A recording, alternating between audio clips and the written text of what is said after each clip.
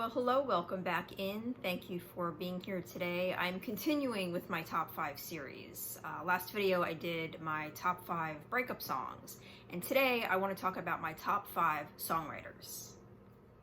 So I am going to be sticking with those who write and perform their own music as opposed to people who write mostly for other artists. Although there are artists on this list who have written songs for others as well. And the first artist I have on my list is a great example of that. It is Prince. Prince was born June 7th, 1958 and died tragically April 21st, 2016 of an accidental overdose.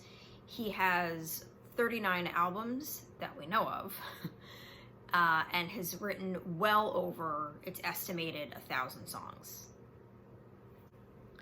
I have read that there is a vault in his home, Paisley Park, which supposedly contains dozens of finished albums and over 50 music videos. He is undoubtedly one of the most prolific artists of all time. His talent is endless. He is a guitar virtuoso. On a lot of his albums, especially his earlier albums, he has played every musical instrument he played on those early albums. I believe he signed his first record deal when he was 19 years old. Great vocalist, and he has written many songs for other artists. He's written songs for the Beatles and Chaka Khan and Kate Bush and Celine Dion, Madonna, and even helped with a song called Stand Back by Stevie Nicks. I didn't know that. You know, musically, he can do R&B, he can do ballads, he can do rock, he can do literally anything, and has done it, everything. His musical catalog is incredibly diverse and varied, but you already knew that. Next on my list, Bob Dylan. Bob Dylan was born May 24th, 1941. Did you know that in 2016, Mr. Bob Dylan won a Nobel Prize for Literature? I could not think of a more deserving songwriter on earth than Bob Dylan to win a Nobel Prize. He is the gold standard to which all other writers are held. And I think that goes beyond just songwriters. Like, if you are a writer of anything, of poetry, of novels, of nonfiction, he is the gold standard. His classic album, Blood on the Tracks, is considered to be the greatest divorce album of all time. Songs like Tangled Up in Blue and You're Gonna Make Me Lonesome, those are some of my favorites off of that album. He's not a crooner, he's not a belter.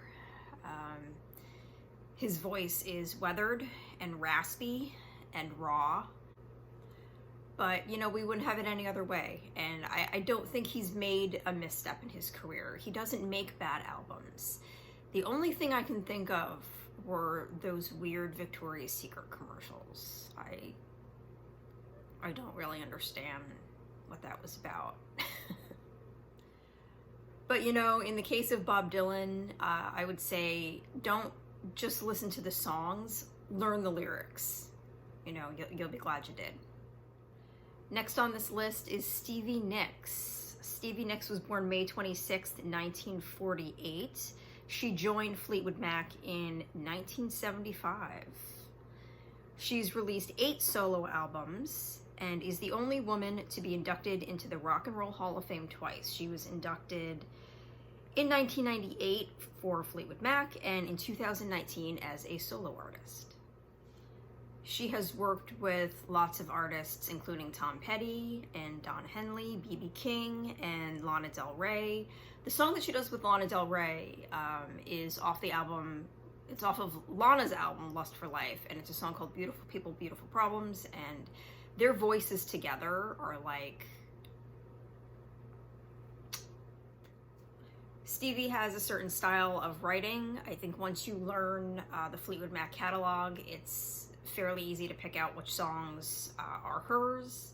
I do think her songs are timeless. If you listen to some of the albums that she released in the 80s, there is definitely an 80s flavor, without a doubt, but I don't think that they sound dated. They do sound of the era, but they can be certainly enjoyed just as much today. There's just as much power and just as much meaning in those songs, and she continues to write and release things up until this day. Next up is Taylor Swift. Taylor Swift is the youngest person on this list. She has a writing ability that goes far beyond her years. She was born December 13th, 1989. The first album of hers that I heard in full from her, because I wasn't a fan of hers for a long time. So the first album that I heard was the album 1989 that she released. And I was floored. I was heavily into my European metal at the time and really was not listening to a lot of more pop-oriented stuff for the most part. But that changed when I heard that album. When you are just exposed to songs like Shake It Off, you're like, okay, there's obviously not much here. There's not much depth here. But that's actually not true. The other songs on that album, 1989, are incredibly deep and very heartfelt. She's an exceptional songwriter. She is definitely the best of her generation, and she is, I think, one of the best out there right now. Her latest albums are Folklore and Evermore. Folklore was released they were both released in 2020. The songs are very stripped down. It's mostly acoustic with some piano. There's no pop in sight. There's really nowhere for the songwriting to hide, if that makes sense. If you're not into pop, if you're not into the shake it off type of bops, check out Folklore and Evermore.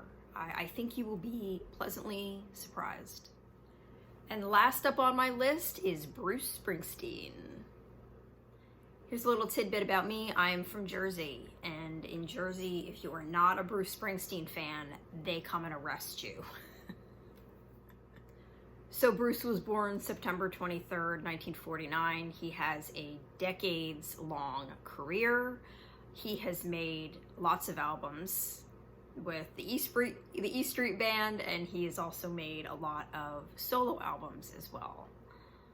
His latest offerings are Western Stars, which was released in June of 2014, and Letter to You, which was released in October of 2020, so he is still cranking them out. Springsteen's lyrics have always been very relatable. He talks a lot about the everyman, the working man's struggles. He has also delved pretty deeply into relationships. He's been married for a very long time. And he writes a lot about the struggles of relationships in general and how hard it is. One of my favorite songs that he's ever done is a song called Brilliant Disguise. It's off the album Tunnel of Love. And it's probably the most realistic depiction of a long-term relationship that has ever been put to paper. Another one of my personal favorites is The Rising, which was written post 9/11. I was fairly young when that happened, but I still remember it. And that album, I think, got a lot of people through. It's a beautiful album. It's really heartbreaking, and it really encapsulates the time. And it was a really fucking scary, weird time. I want to mention the other songwriter of that era, 70s, 80s, and 90s, Billy Joel, because I feel like there's a lot of people who like one but not the other. I am personally not a huge Billy Joel fan. I do think he's immensely talented. He certainly knows how to write a hit. He knows how to write a song. There's no doubt about that. But I do feel that a lot of his songs are pretty toothless.